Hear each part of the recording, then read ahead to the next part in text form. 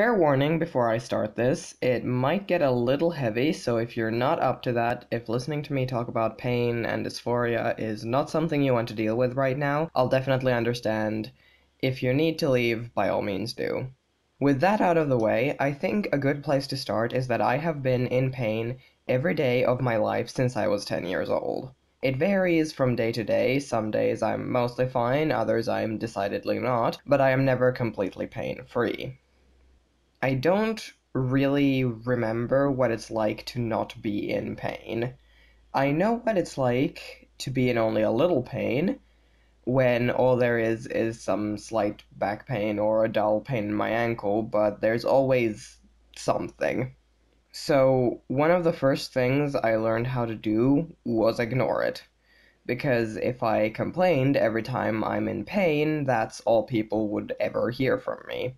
Remember, I was 10 when this started. I didn't have ready access to painkillers because I was a child, and my dad was convinced I was faking. This led to that, instead of learning how to read my body and know when too much pain was too much, I learned how to shut it out.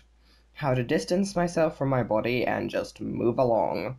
I developed, as my mom put it when I brought this up to her, nuclear strength denial.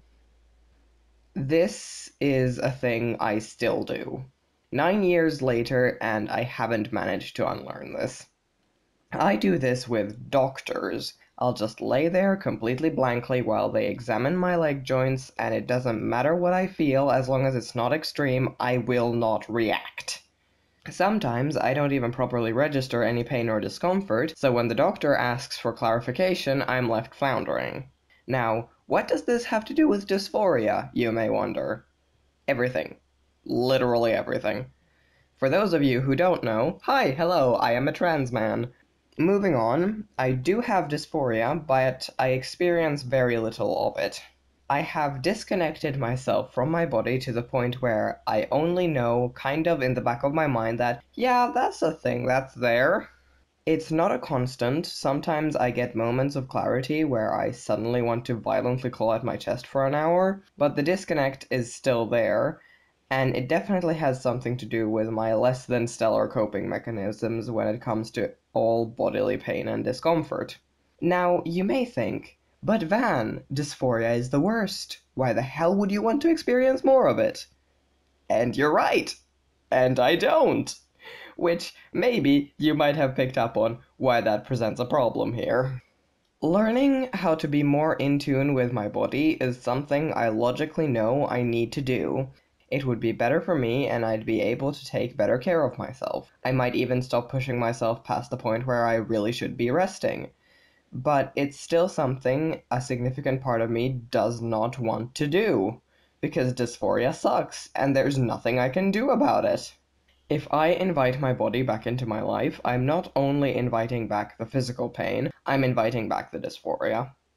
Physical pain I can do something about. I can take painkillers, I can lay down, I can rest, I can do any of a million little things that make my days easier. Dysphoria is just there. I can lessen the effect somewhat by binding, but I can only bind for so long before it becomes dangerous. I'm on testosterone now, but that doesn't immediately make everything better. I have at minimum 2 years, probably more what with the terrible state of the trans process here in Finland, before I can get top surgery. What do you do when what's good for you in one way is terrible in another? Truthfully, I don't have an answer. It's something I'm still trying to figure out. I know that getting more in tune with my body is a good thing. I also know that denial is terrible for me, mentally and physically. I know this is something I have to fix, I just don't quite know how to go about it. For now, I'm just kind of powering through, forcing myself to relax and check in on my physical condition every now and then, but that's about it.